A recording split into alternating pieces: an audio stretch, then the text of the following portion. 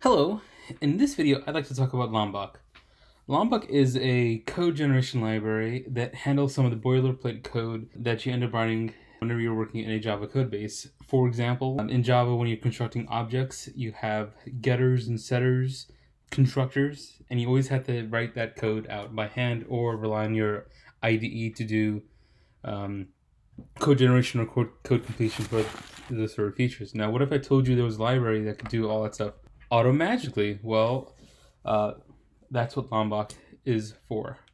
So in this video, I want to kind of show how traditional Java code would look like around building up objects and the APIs associated with them as far as like traditional POJOs, and then installing Lombok, configuring Lombok to work in your IDE, and then deconstructing what you think of when you think of writing out POJOs in Java. And then from there, we'll check out the Lombok website at the end of the video. The video description will include links to the website and links to the source code that I'll be showing in this project.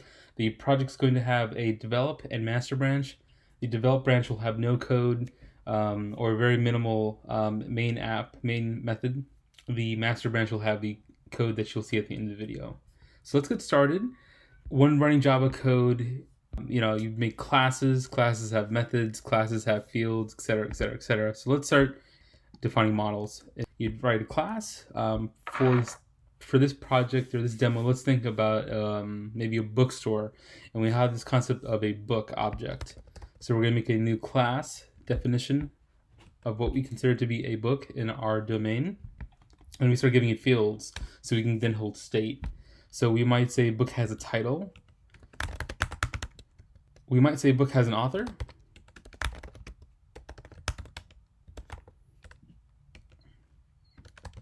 We might say book has a published date. And we'll cap it off here. Now later on in this video, we'll try adding more fields to an object and see how that looks with Lombok. But for now, let's start interacting with this object. I want to start building it. And so you do something like book equals new book. And then I want to do, well, wait a second. I can't do anything with this book. I can't actually interact with it. And that's where you have to define your API around this object. In Java, you have to define getters and setters. And so let's do that. So we'll define our setters first. And so let's build a book. And I have a book that I'm currently reading. They're called Domain-Driven Design. So let's go ahead and populate our book. Just to make sure I don't spell his name wrong. And then we'll do, it's August 2003 for the publish date. So, and I'm using Java 8 local date. We don't know the day, we'll just do 1. So now we have an object. Now let's start, getting stuff. Let's start printing, the object. Let's start, debugging what this object is. We don't have an API to actually read anything off of it in terms of, exposed functionality. Everything right now is defined through private fields that we can't actually interact with. We could try printing the book and seeing what happens when Java calls the equals method implicitly. So let's try that and see what happens. So bad import here. Let's try that again. It compiled. It returned back this. Not very useful. And so usually when you want to create human readable string representation, you would do a toString method, which you can usually do through your IDE. So we'll go ahead and generate that. We'll use all the fields. Let's print that again. So cool, now we have a human readable string representation of the object. But we want to start interacting with it, right? We want to say, let's give me the title. We want to print that out. But we can't because that API is not exposed, nor do we have that API we can use the ID to generate that code. So let's come in here and actually generate our getters. So we'll generate getters for all of the fields on the object that are currently defined.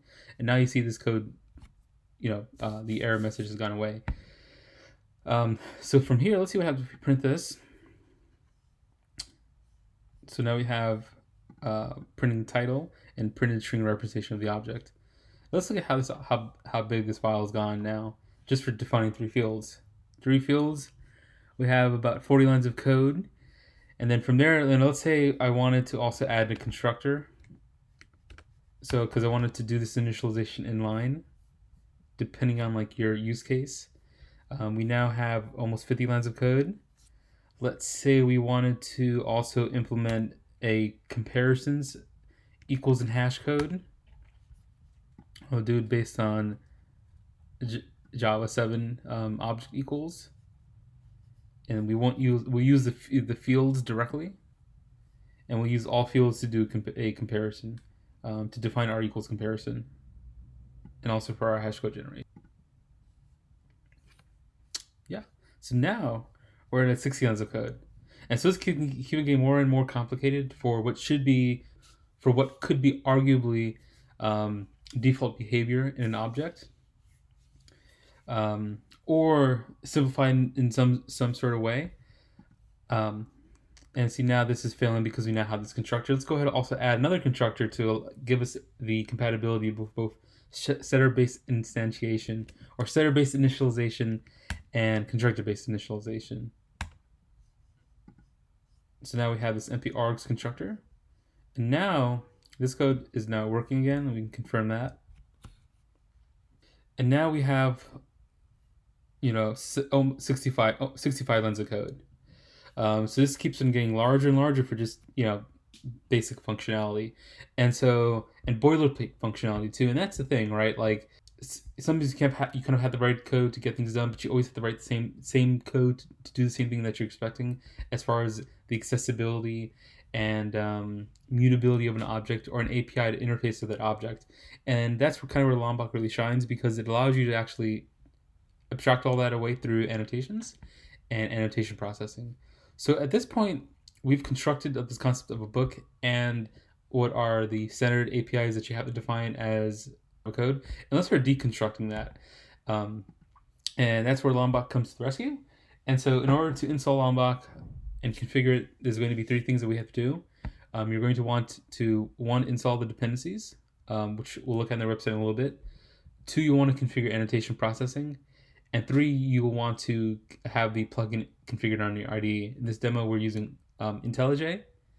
And so we'll go ahead and walk through that. And so the first thing you're going to want to do, and I'm already on, it was already, the window's already open, but just, these menu options always change. So let's search for annotation processors. We'll make sure that's enabled. The next thing we're going to do is we'll check our plugins, and then we'll make sure that Lombok is installed. And so I have it installed. I can update it. I'll leave it alone for now. And then if you're following along in this tutorial, you may have to restart your IDE, so go ahead and do that. Now at this point, we need to make sure we have our dependencies installed.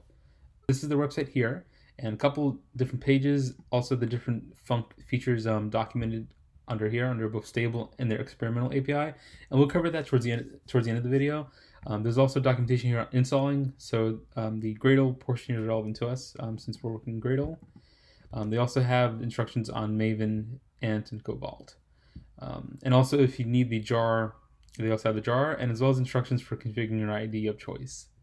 So come here, since we're not doing testing, we're not going to use the testing dependencies. We'll let that go. We'll refresh the project. From here, we can actually start using Lombok. So now, let's start deconstructing what it takes to actually build an object and provide an API for standard operations using Lombok. So now let's deconstruct our setters, because we don't want to write and have to maintain that code, right? Like we want to be building things, not necessarily maintaining things. When applicable, right? So let's go ahead and delete these setters because we don't want to have to maintain them. And what's going to happen, our code no longer works, right? Because we deleted that API. But you can use Lombok's annotations to do code generation around these boilerplate features. So what we can use is the setter annotation to automatically generate these methods for us based on fields. So as you can see, the title, author, and publish date fields automatically had annotations added, or automatically had setters added based on this setter annotation. There's also the concept of field-based annotations as well. So if we wanted to only expose title, as you can see here, this API is accessible through this annotation, but it's not accessible for the other two fields because we did it on a per field basis. And you can define it for multiple fields. In reality, for this case, it may make more sense to do it on the class level. It kind of depends to what you're trying to do and what you're trying to accomplish. So now we have that solved. The next thing we want to do is we want to go ahead and remove this empty args constructor. And so Lombok has annotations to generate that code as well. So we do a no args constructor annotation, and that will then generate that no args constructor for us. If we wanted to go the route of doing constructor-based initialization, we could do something like this.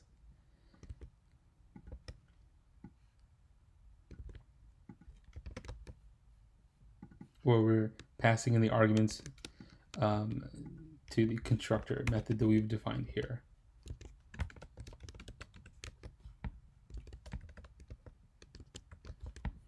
See if we get that going. Okay, that looks good.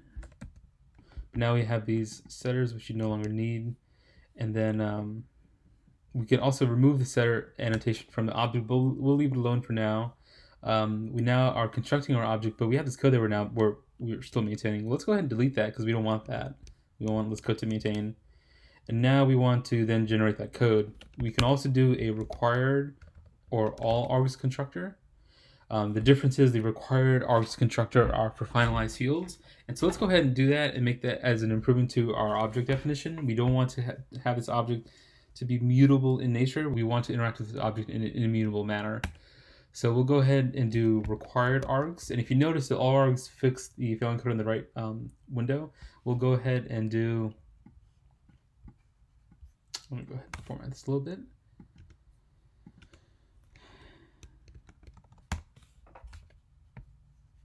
We'll go ahead and do a required args constructor, and we'll mark these fields as final. And so now that these fields are final, we're going to go ahead and remove this no args constructor because it's not possible to set the state of the object if you have these fields marked as final. They have to be initialized as a part of the object construction. So now that is working again. And then from there, we want to also deconstruct this boilerplate around string generation. But before we continue, let's kind of make sure that everything's still actually compiling, and then this API is still functioning as we expect. So still working as expected. So the next thing we want to try doing is removing the boilerplate code associated with the human readable string representation of our object, which is defined in this toString method, which overrides the the default toString method in Java.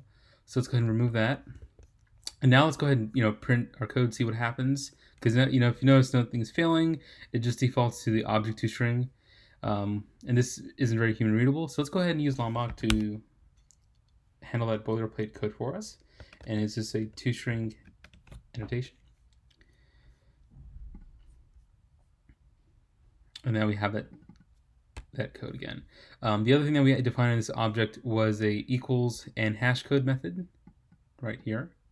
We don't want those, but we still want that functionality in the case that we wanted to do object comparison, or when we want to do object comparison.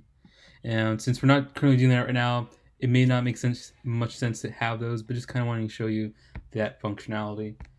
So you could say equals and hash code, and as you can see, those methods are now re-added, and they're automatically defined based on the fields in the object. The last thing we want is to get rid of the boilerplate code around these getters. We still want an API around interacting with the object, but we don't want to maintain these getters and we want to leverage functionality from Lombok. So now what we want to do is use the getter functionality from Lombok. And as you see, the code on the right is now passing or compiling. So now, as you can see on the right, the code is now compiling. But now the other thing too to consider is you can also do field-based annotations for a lot of these things. So for the getter around title, maybe we only want to provide the API to see the book title, and not the author. And so as you can see, if we try actually calling that API, it doesn't exist because we've never created it. There's no get, manually written getter or IDE generated getter. It's not there until we actually provide that on the object. And so now, as you can see, we now have a get author method, and that corresponds to this field that's marked as having this getter annotation. So we'll go ahead and move that up, just have that functionality there. A pattern that I find very useful in Java is the builder pattern, and if you've ever done that, it's a lot of boilerplate code.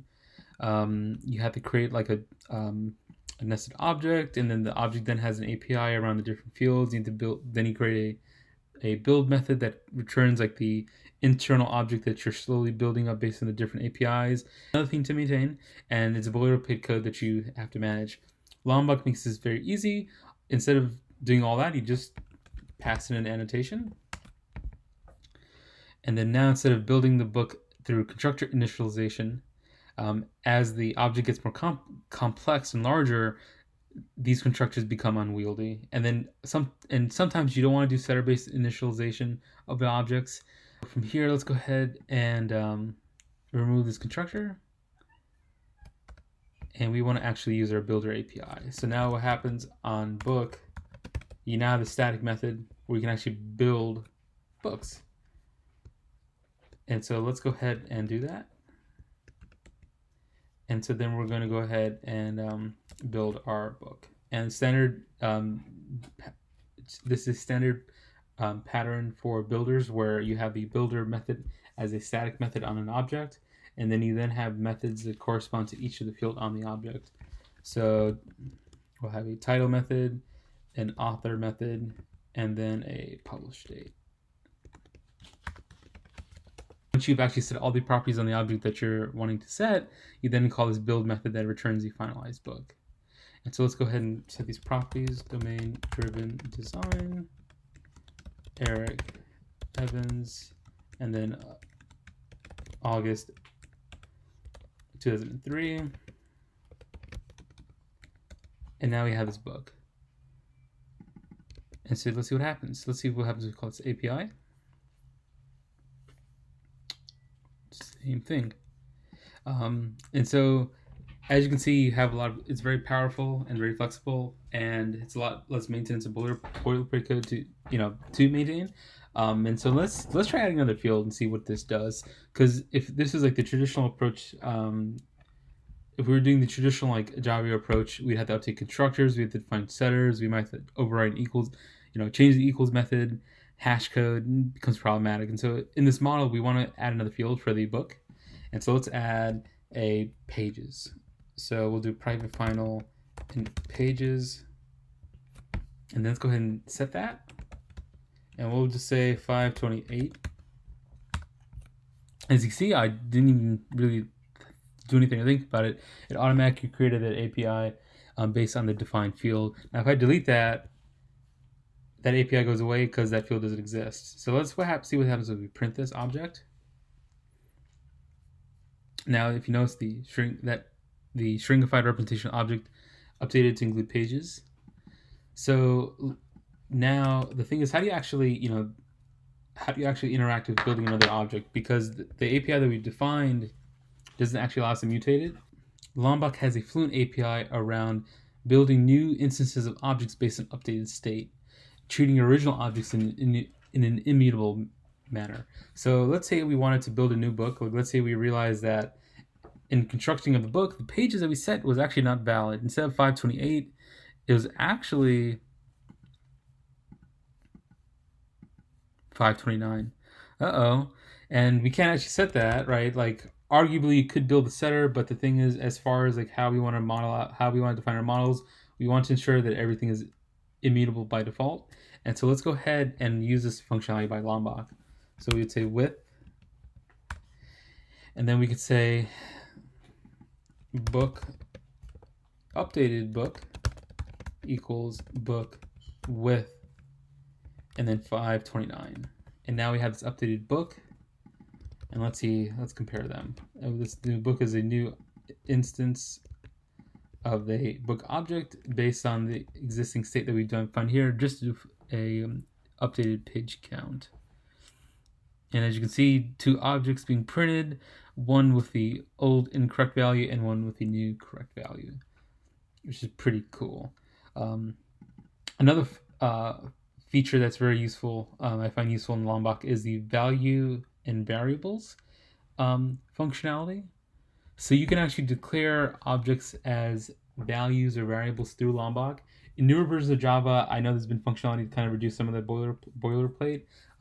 That already exists in Lombok, and that's useful for older code bases, maybe not so much newer Java. But how that would look is you define something as either being a value or a var.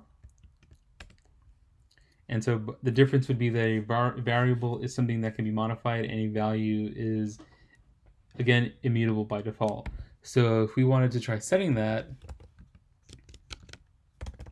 to something, we can't because it's been marked as final, as you can see in the error message. So we could change this to a var, and we'd then be able to override it. But then that's the thing, you kind of have that flexibility. So let's change it back, and now we have this book. We'll change it to value. This book value, and we have a nice Fluent API around constructing books. And then from here, like now we can start adding new fields, updating existing fields, and then just kind of do whatever we want, and spend a lot less time actually having to update this code, and more just spending more time on talking about the model and how the model representation of what we consider a book to be within our domain. So at this point, let's check out their website. We kind of already went over a little bit of the installation portion. Let's check out their stable and experimental features. I'd highly recommend checking this out. In the video, I kind of give you some examples. There are also examples and documentation here of the different features I went over and more. So like for value and variable, there's an overview and then code examples with vanilla Java and Lombok. A couple other things too. I didn't really go over the data annotation, which basically provides all these annotations for free. And it kind of depends, like if you want all that, if you're just doing something simple. So you kind of can build it up, or just go ahead and use the data, which kind of gives you all that functionality outright. So there's also a log annotation and synchronized, and a couple of other ones here. And there's also their experimental API. And some of these features will eventually get promoted into their supported stable API. But for now, some of these things are considered experimental. And a little bit of humor here. Sup dog, we heard you like annotations, so we put annotations in your annotations so you can annotate while annotating. So a little bit of humor, which is nice. So that is all for this video. I hope you found it enjoyable. Check out the video description to find the links to the resources shown. It should be the Git repository and this website. Have a good one.